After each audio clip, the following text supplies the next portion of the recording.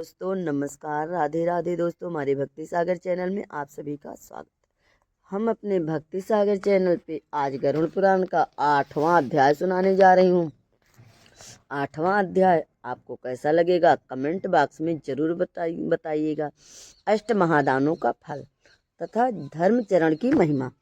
तो चलिए शुरू करते हैं। गरुड़ जी ने कहा, हे प्रभु, पुण्यात्माओं की सारी पारलौकिक क्रियाओं के संबंध में मुझे बताइए। पुत्रों को जिस प्रकार वह क्रिया करनी चाहिए उसे उसी प्रकार कहिए। श्री विष्णु भगवान ने कहा, हे तच्छ, मनुष्य के हित की दृष्टि में आपने बहुत उत्तम बात पूछी है। धार्मिक मनुष्यों के लिए करने योग्य जो कृत्य है वह सब मैं तुम्हें बताता हूँ। पुण्यात्मा व्यक्ति वृद्धावस्था के प्राप्त होने पर अपने शरीर को व्याधिग्रस्त तथा ग्रहों के प्रतिकूलता को देखकर और प्रण वायु के नाद न सुनाई पड़ने पर अपने मरण का समय जानकर निर्भय हो जाए और आलस्य का परित्याग कर जाने अनजाने किए गए पापों के विनाश के लिए प्रायश्चित का आचरण करें। जब अतुर काल उपस्थित हो जाए तो स्नान करके सालग्राम स्वरूप भगवान विष्णु की पूजा करें। गंध, पुष्प, कुमकुम, तुलसी दल, धूप, दीप तथा बहुत से मोदक आदि नैवेद्यों को समर्पित करके भगवान की अर्चना करें और विप्रों को दक्षिणा देकर नैवेद्य का ही भोजन कराएं तथा अष्टक्षर अथवा द्वादशाक्षर का मंत्र जाप करें। भगवान विष्णु और शिव का नाम स्मरण करें और सुने। भगवान का नाम कानों में सुनाई पड़ने पर वह मनुष्य पाप को नष्ट करता है। रोगी के समीप आकर बांधों को शोक नहीं करना चाहिए। प्रत्युच्छ मेरे पवित्र नाम का बार बार स्मरण करना चाहिए। विद्वान व्यक्ति को मात्स्य, कूर्म, बाराह, नरसिंह, वामन, परशुराम, राम, कृष्ण, बुद्ध और कलिक इन 10 नामों का सदा स्मरण कीर्तन करना चाहिए। जो व्यक्ति रोगी के समीप उपयुक्त नामों का कीर्तन करते हैं वे ही उनके सच्चे बांधु कहे गए हैं। कृष्ण, यह मंगलमय नाम जिसकी वाणी से उच्चारित होता है उनके सच्चे बांधु, उनके करोड़ों महापातक तत्काल भस्म हो जाते हैं। मरणासन्न अवस्था में अपने पुत्र के बहाने से नारायण नाम लेकर अंजामिल भी भगवान राम को प्राप्त हो गया। तो फिर जो श्रद्धा पूर्वक भगवान का नाम का उच्चारण करने वाले हैं उनके विषय में क्या कहना है। दूषित चित्तवृत्त वाले व्यक्ति के द्वारा भी स्मरण किए जाने पर भगवान उनके समस्त पापों को नष्ट कर देते हैं। जैसे अनिश्चितता पूर्वक भी स्पर्श करने पर अग्नि जलता ही है। हे द्विज, वासना के सहित पापों का समूल विनाश करने की जितनी शक्ति भगवान के नाम में है, पातकी मनुष्य उतना पाप करने में समर्थ ही नहीं है। यमदेव अपने किंकरों से कहते, हे दूतों, हमारे पास नास्तिक जनों को ले आया करो और भगवान के नाम का स्मरण करने वाले मनुष्य को मेरे पास मत लाया करो, क्योंकि मैं स्वयं अच्युतम केशवम राम नारायणम कृष्ण दामोदर वासुदेव हरि श्री माधव गोपाल बल्लभम जानकी नायक रामचंद्र का भजन करता हूँ। हे दूतों, जो व्यक्ति कमल नयन, हे वासुदेव, हे विष्णु, हे धरणीधर, हे अच्युतम, हे शंखचरण प्राणी, आप मेरे शरणदाता हो, ऐसे कहते हैं उन निष्पाप व्यक्तियों को तुम दूर से ही छोड़ देना। हे दूतों, जो निष्कंचक और रसद परम हंसों के द्वारा निरंतर आस्वादित भगवान मुकुंद के पदारवृंद मकरंद रस से विमुख हैं, अर्थात भगवत भक्ति से विमुख हैं और नरक के मूल गृहस्थी के प्रपंच में तृष्णा में बंधे हैं, ऐसे असत्य पुरुषों को मेरे पास लाया करो। जिनकी जिह्वा भगवान के गुण और नाम का कीर्तन नहीं करती, चित्त भगवान के चरणाबंदिक का स्मरण नहीं करता, सिर एक बार भी भगवान को प्रणाम नहीं करता, ऐसे विष्णु के आराधना उपासक आदि कित्यार्थों से रहित असत्य पुरुषों को मेरे पास ले आओ।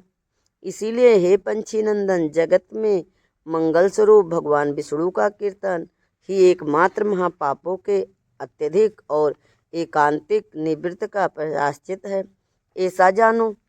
नारायण से प्रणमुख रहने में व्यक्तियों के द्वारा किए गए पश्चाताप चरण भी दुर्बुद्धि पापी प्राणी को उसी प्रकार पवित्र नहीं कर सकते जैसे मदिरा से भरे घट को गंगा जी सादृश नदियाँ पवित्र नहीं कर सकती।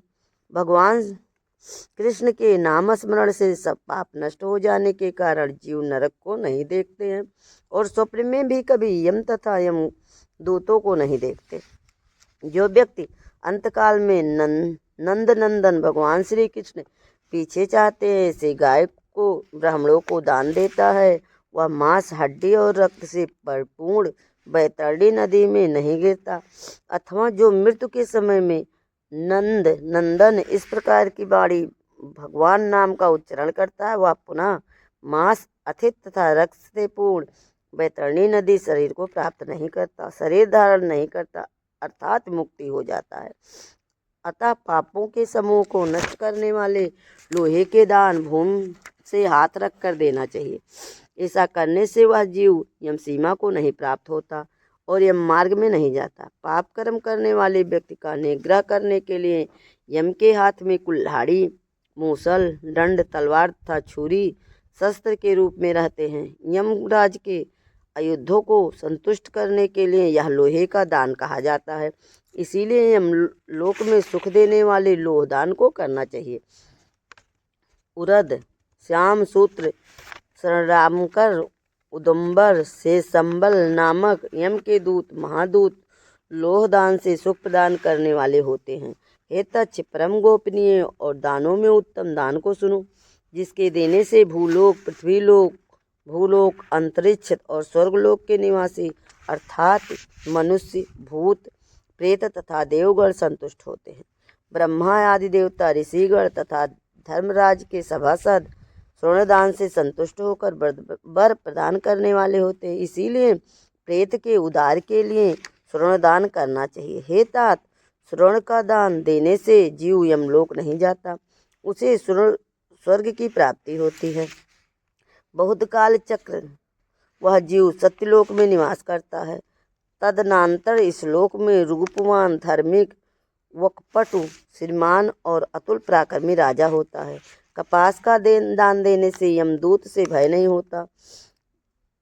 लौण का दान देने से यम से भय नहीं होता। लोहा, नमक, कपास, तिल और स्वर्ण के दान से यमपुर के निवासी चित्रगुप्त अति संतुष्ट होते हैं। सप्त धान्य प्रदान करने से धर्म और यमपुर के तीनों द्वारों पर रहने वाले द्वारपाल भी प्रसन्न हो जाते हैं। धान, जौ, गेहूँ, मूंग, उड़द, काकुन या काकुनी और सतवा, चना ये सप्त धन्य कहे गए हैं। जो व्यक्ति गोमात्र भूमि विधान पूर्वक सत्पात्र को देता है, वह ब्रह्महत्या के पाप से मुक्त होकर पवित्र हो जाता है। ऐसे मुनीश्वर ने देखा है। राज्य में किया हुआ अर्थात राज संचालन में राजा से होने वाला महापाप न व्रतों से, न तीर्थ से, वन से और न ही अन्य किसी दान से नष्ट होता है। अपितु वह केवल भूमि दान से ही विलीन होता है। जो व्यक्ति ब्राह्मण को धन्यपूर्ण पृथ्वी का दान करता है, वह देवताओं और असुरों से पूजित होकर इंद्रलोक में जाता है। हे गरुड़, अन्य दानों का फल अल्प होता है, किंतु पृथ्वी दान का पुण्य दिन प्रतिदिन बढ़ता जाता है। भूमि का स्वामी होकर भी जो ब्राह्मण को भूमि नहीं देता है, वह जन्म जन्मांतर में किसी ग्राम में एक कुटिया तक भी नहीं प्राप्त करता और जन्म जन्मांतर में अर्थात प्रत्येक जन्म में दरिद्र होता है। भूमि का स्वामी होने के अभिमान से जो भूमि का दान नहीं करता है, वह तब तक नरक में निवास करता है जब तक शेषनाग पृथ्वी को धारण करते हैं। इसीलिए भूमि के स्वामी को भूमिदान करना ही चाहिए। अन्य व्यक्ति के लिए भूमिदान के स्थान पर मैंने गोदान का विधान किया है। इसके बाद अंतधेनु का दान करना चाहिए और रुद्र धेनु देनी चाहिए।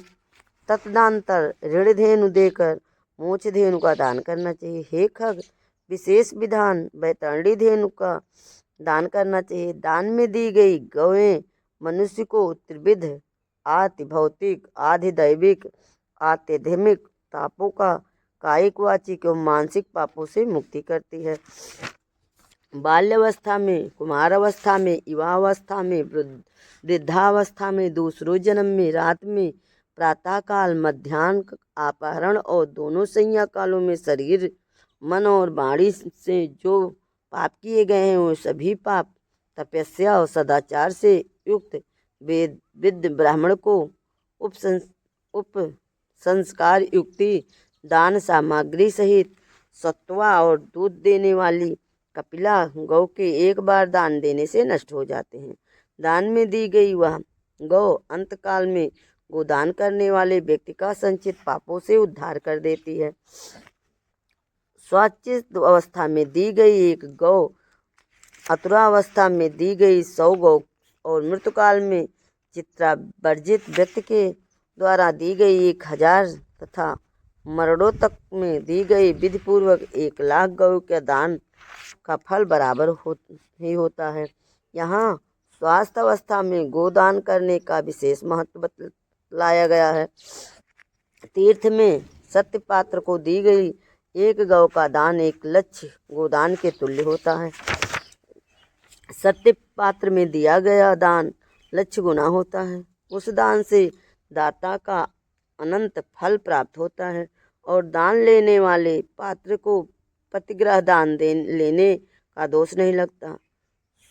स्वाध्याय और होम करने वाला एक दूसरे के द्वारा पकाए गए अन्न को न खाने वाला अर्थात स्वयं पाप की ब्राह्मण रत्नपूर्ण पृथ्वी का दान लेकर भी प्रतिग्रह दोष से लिप्त नहीं होता। विष और शीत को नष्ट करने वाले मंत्र और आग को भी क्या दोष के भागी होते हैं।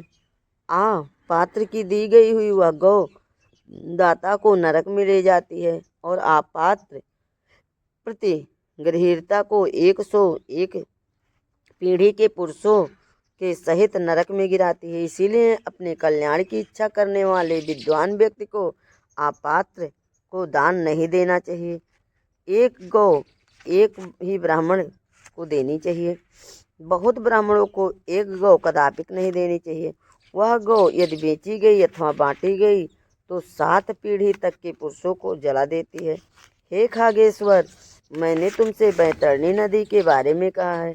उसे पार करने के उपाय भूत बैतरणी गोदान के विषय में तुमसे कहता हूँ। काले अथवा लाल रंग की गौ को सोने की सींग, चांदी के खुर और कांसे के पात्र की दोहनी के सहित 2 काले रंग के वस्त्रों को आच्छादित करें। उसके कंठों में घंटा बांधें। तब कपास के ऊपर वस्त्र सहित ताम पात्र को स्थापित करके वहाँ लोह दंड सहित सोने की यह मूर्ति भी स्थापित करें और कांसे के पात्र में घृत रखकर यह सम ताम पात्र के ऊपर रखें। ईख की नाव बनाकर और रेशमी सूत्र से उसे बांधकर भूमि पर गड्ढा खोदें एवं उसमें जल भरकर वह ईख की नाव उसमें डालें। उसके समीप सूर्य की देह से उत्पन्न हुई धेनु को खड़ी करके शास्त्रीय विधि विधान के अनुसार उनके दान का संकल्प करें। ब्राह्मणों को अलंकार और वस्त्र का दान दें तथा गंध, पुष्प, अक्षत आदि से विधान पूर्वक गौ की पूजा करें। गौ की पूंछ को पकड़ करके ईख की नाव पर पैर रखकर ब्राह्मण को आगे करके इस मंत्र को पढ़ें। हे जगन्नाथ, हे शरणागत वत्सल, भवसागर में डूबे हुए शोक संताप की लहरों से दुख प्राप्त करते हुए जनों के आप ही रक्षक हैं। हे ब्राह्मण श्रेष्ठ विष्णु रूप भूमिदेव, आप मेरा उद्धार कीजिए। मैंने दक्षिणा के सहित यह बैतरणी रूपणी गौ आपको दिया है। आपको नमस्कार है। मैं महाभयावह यम मार्ग में 100 योजन विस्तार वाली उस बैतरणी नदी को पार करने की इच्छा से आपको यह बैतरणी गौ का दान देता हूँ। आपको नमस्कार करता हूँ। मेरे आगे भी गौवे हूँ और पीछे भी गौवे हूँ। बैतरणी धेनु दे हे देवी, यम के द्वार महामार्ग में बैतरणी नदी को पार करने के लिए आप मेरी प्रतीक्षा करना। आपको नमस्कार है। मेरे आगे भी गौवे हूँ, मेरे पीछे भी गौवे हूँ और मेरे हृदय में भी गौवे हूँ और मैं गौओं के माध्य में निवास करूँ। जो लक्ष्मी सभी प्राणियों से प्रतिनिष्ठ है तथा जो देवताओं में प्रतिष्ठित है वे ही धेनु रूपा लक्ष्मी देवी मेरे पाप को नष्ट करें। इस प्रकार मंत्रों से भली भांति प्रार्थना करके हाथ जोड़कर गौ और यम की प्रदक्षिणा करके सब कुछ ब्राह्मण को प्रदान करें। हे खग, इस विधान से जो बैतरणी धेनु का दान करता है वह धर्म मार्ग से धर्मराज की सभा में जाता है। शरीर की स्वास्थ्यावस्था में ही बैतरणी विषयक व्रत का आचरण कर लेना चाहिए और बैतरणी पार करने की इच्छा से विद्वान को बैतरणी गौ का दान करना चाहिए। हे खग, बैतरणी गौ दान करने से महामार्ग में वह नदी नहीं आती, इसीलिए सर्वदा पुण्यकाल में गोदान करना चाहिए।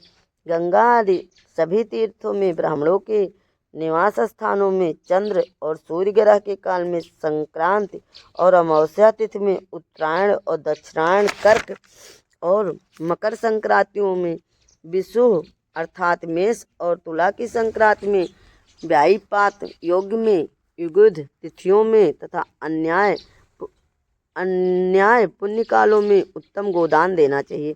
जब कभी भी श्रद्धा उत्पन्न हो जाए और जब भी दान के लिए सुपात्र प्राप्त हो जाए वही समय दान के लिए पुण्य काल है।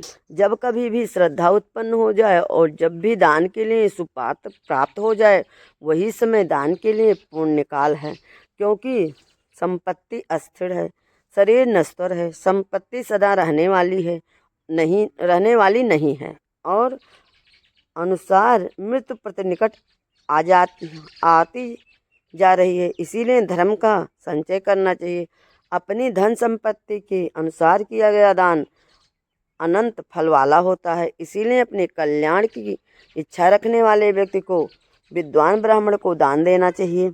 अपने हाथ से अपने कल्याण के लिए दिया गया अल्प वित्त वाला वह दान भी अक्षय हो जाता है और उसका फल भी तत्काल प्राप्त होता है। दान रूपी पत्थर को लेकर जीव परलोक के महामार्ग में सुख पूर्वक जाता है, अन्यथा दान रूपी पत्थर रहित प्राणी को यम मार्ग में क्लेश प्राप्त होता है। पृथ्वी पर मनुष्य के द्वारा जो दान दिए जाते हैं यम लोक के मार्ग पर वो सभी आगे आगे उपस्थित हो जाते हैं। महान पुण्य के प्रभाव से मनुष्य जन्म प्राप्त होता है। उस मनुष्य योनि को प्राप्त कर जब व्यक्ति धर्मचरण करता है वह परम गति को प्राप्त करता है। धर्म को ना जानने के कारण व्यक्ति संसार में दुखपूर्वक जन्म लेता है और मरता है। केवल धर्म के सेवन में ही मनुष्य जीवन की सफलता है। धन, पुत्र, पत्नी आदि बांधो और यह शरीर भी सब कुछ अनित्य है, इसीलिए धर्मचरण करना चाहिए। जब तक मनुष्य जीता है तभी तक बंधु बांधो और पिता आदि का संबंध रहता है। मरने के अंतरिक्ष क्षण मात्र में संपूर्ण स्नेह संबंध निवृत्त हो जाता है। जीवित अवस्था में अपना आत्मा ही अपना बंधु है, ऐसा बार बार विचार करना चाहिए। मरने के अनंतर कौन उसके उद्देश्य में दान देगा, ऐसा जानकर अपने ही हाथों सब कुछ दान देना चाहिए, क्योंकि जीवन अनित्य है। बाद में अर्थात उसकी मृत्यु के पश्चात कोई भी उसके लिए दान नहीं देगा।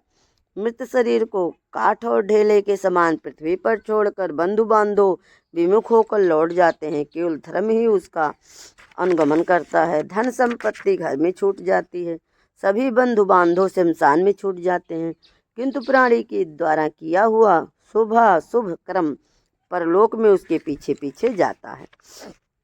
शरीर आग में जल जाता है किंतु किया हुआ कर्म साथ में रहता है। प्राणी जो कुछ पाप अथवा पुण्य करता है उसका वह सर्वत्र भोग प्राप्त करता है। इस दुखपूर्ण संसार में कोई भी किसी का बंधु नहीं है, कोई भी किसी का भाई बेटा बहन पति पत्नी नहीं है। प्राणी अपने क्रम संबंध से संसार में आता है और फल भोग से क्रम का क्षय होने पर पुनः चला जाता है, मृत्यु को प्राप्त हो जाता है। माता पिता पुत्र भाई बंधु और पत्नी आदि का परस्पर मिलन प्याऊ पर एकत्र हुए जंतुओं के समान अथवा नदी में बहने वाले काष्ठ समूह के समान नितांत चंचल अर्थात अस्थिर है। किसके पुत्र किसके पौत्र, किसकी भार्या और किसका धन, संसार में कोई किसी का नहीं है। इसीलिए अपने हाथ से स्वयं दान देना चाहिए। जब तक धन अपने अधीन है तब तक ब्राह्मण को दान कर दें, क्योंकि धन दूसरे के अधीन पराया हो जाने पर तो दान देने के लिए कहने पर उत्साह साहस भी नहीं होगा। पूर्व जन्म में किए गए हुए दान फलस्वरूप यहाँ बहुत सारा धन प्राप्त हुआ, इसीलिए ऐसा जानकर धर्म के लिए दान देना चाहिए। धर्म से अर्थ की प्राप्ति होती है, धर्म से काम की प्राप्ति होती है और धर्म से ही मोक्ष की भी प्राप्ति होती है। इसीलिए धर्मचारण करना चाहिए।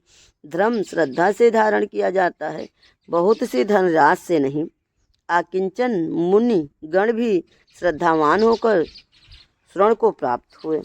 जो मनुष्य पात्र पुष्प फल अथवा जल मुझे भक्ति भाव से समर्पित करता है, उस संयमतात्मा के द्वारा भक्ति पूर्वक दिए गए पदार्थों को मैं प्रदान करता हूँ। इसीलिए विधि विधान पूर्वक अवश्य ही दान देना चाहिए, थोड़ा हो या अधिक, इसमें कोई गणना नहीं करनी चाहिए। जो पुत्र पृथ्वी पर खड़े हुए अतुर पिता के दान दिलाता है और धर्मात्मा पुत्र देवताओं के लिए भी पूजनीय होता है। माता पिता के लिए निमित्त जो धन पुत्र के द्वारा सत्य पात्र को समर्पित किया जाता है, उससे पुत्र पौत्र और पपौत्र के साथ वह व्यक्ति स्वयं भी पवित्र हो जाता है। पिता के उद्देश्य से किए गए दान से 100 गुना, माता के उद्देश्य से किए गए दान से 1000 गुना, बहन के उद्देश्य से किए गए दान से 10 गुना और सहोदर भाई के निमित्त किए गए दान से अनंत गुना पुण्य प्राप्त होता है। दान देने वाला उपद्रवग्रस्त नहीं होता, उसे नरक यातना नहीं प्राप्त होती और मृत्यु काल में उसे यमदूत से भी कोई भय नहीं होता।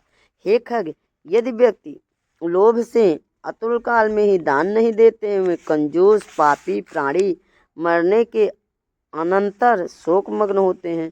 अतुल काल में अतुर के उद्देश्य से जो पुत्र पौत्र सहोदर भाई सगोत्री और सुजन दान देते हैं, वे ब्रह्म हत्यारे हैं, इसमें संशय नहीं है।